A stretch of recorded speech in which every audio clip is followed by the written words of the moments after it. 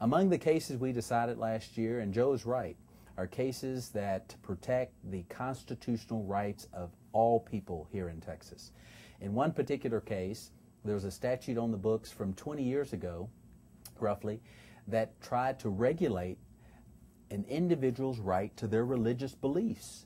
Our court, in a unanimous opinion, wrote that the state cannot regulate the fundamental right that all people here in our country have to their religious beliefs. So we protected the religious rights of individuals because they're protected in our Constitution. In another case, we protected the rights of equality under the law for minorities. It was a case that was going to trial. It involved an African-American employee. He'd been fired, and he said the reason was because of discrimination.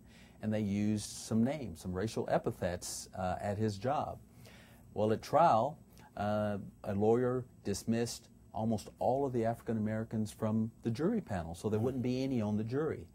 Well, the U.S. Supreme Court, under the United States Constitution, has said there's a right to a fair jury.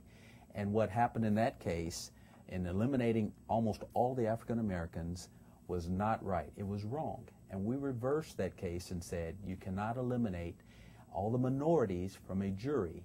People who go to trial are entitled to a jury of their peers, and we try to get a cross-section of people on the juries. So we protected equality of rights as well as religious freedom, Joe. Well, those two cases, let's zoom on that a little bit, and I'm going to ask a couple of things. First of all, we're going to be looking at religion. Now, we have separation of church and state in this country, right, and in Texas. So I want to underline that to everybody.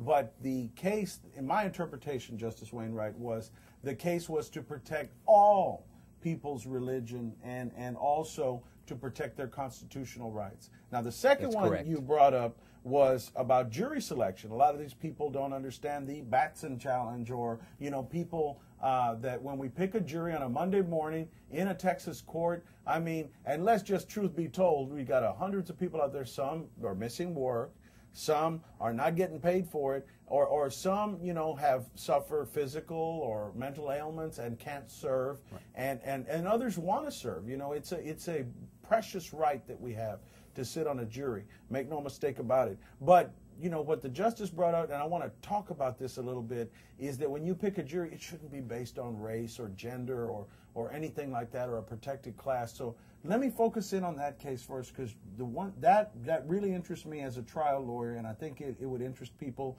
because many people see the legal system on Law and Order. You know, I wish it would just last an hour, you know, and be done with, and then you're ready for appeal, you know, and everything. But be that as it may, when we're looking at that, and you're looking at race, now that case, I'm sure, is one. How did it get? You know, the Supreme Court. You know, a lot of people don't understand how it works. For the trial court, you appeal, goes to the Court of Appeals, and then now y'all don't necessarily have to see every single case that comes in front of you. That's correct. And that's called discretionary jurisdiction. That's right. That's right. And how do y'all vote on that? See, a lot of people say, well, I'll take my case to the highest court in the land. Now, you know, we hear that a lot, but obviously you guys are at 100 and how many cases this year? The busiest you've been in 11 years? 136 opinions we issued last year. Almost twice as many as the United States Supreme Court.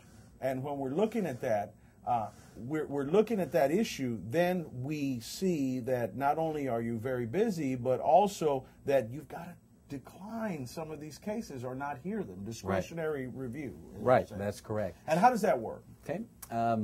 As I said, when the cases come up to the Texas Supreme Court, we decide cases that are, and the term is, important to the jurisprudence of the state. What that means is we take cases that raise legal issues and legal problems that are going to affect a lot of people in important ways.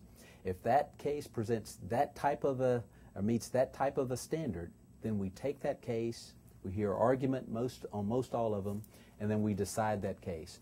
That way, being the highest court in the state, we not only decide that particular dispute or that case, but we provide legal guidance for the whole state, for all the people, for the businesses, for the jurists, for the judges, and for the lawyers, so they'll know what the law is. That way the law, not only we try hard to get fair and just, but it's also predictable, so that you know how to organize your affairs and arrange your affairs because you know what the law is. So we take cases that affect a lot of people in important ways, settle the law so that there's predictability and consistency for the people of Texas. So let's zoom in on that case. That one that you how many people did they strike just because of how did they determine that they had done it just based on race? It was that obvious, or did they even spill the beans? Sometimes the lawyers will say, "Oh, he was leaning too much one way or the right," and they don't come out and say, "I did it because because a lot of lawyers stereotype.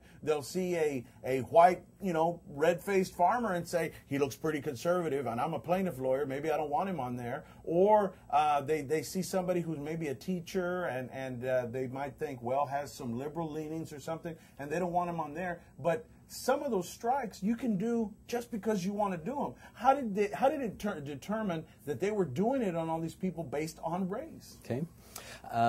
Well, it's a complicated issue, and it took a number of pages to decide it, but let me see if I can simplify it. Now, this case may be subject to a motion for rehearing, could be changed a little bit. Most of the time we don't, but it could be. I need to just throw that in. In this case, 83% of the African Americans who were on the jury panel that were brought into the courtroom to be questioned during voir dire, 83% of the African Americans were stricken by peremptory challenge.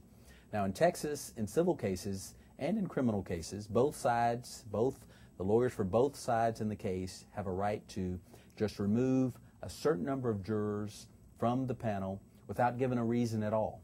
And that's the way those types of strikes, called peremptory strikes, work.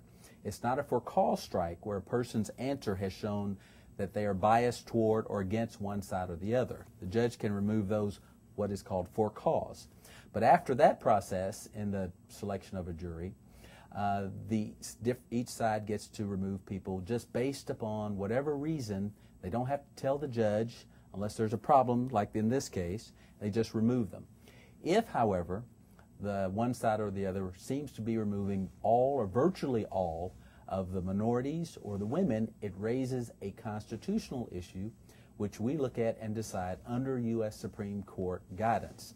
And in this case, because the issue involved alleged discrimination by an African American, there was evidence to show that the peremptory strikes to remove almost all the African Americans was against the constitutional rights of them and the parties. And so we reversed the case and said, you've got to try it again, and you can't arbitrarily exclude all the minorities because the case involves potentially minority issues. Well, and I'm focusing in on this case because then after you all decide, hey, this was wrong, and people appeal on various issues and say, the trial court erred on this side, sometimes it's already been appealed to the Court of Appeals, and then one party, like you said, you can't make everybody happy, one party appealed again, and then you all decided out of your, potentially thousands of cases to see this case through.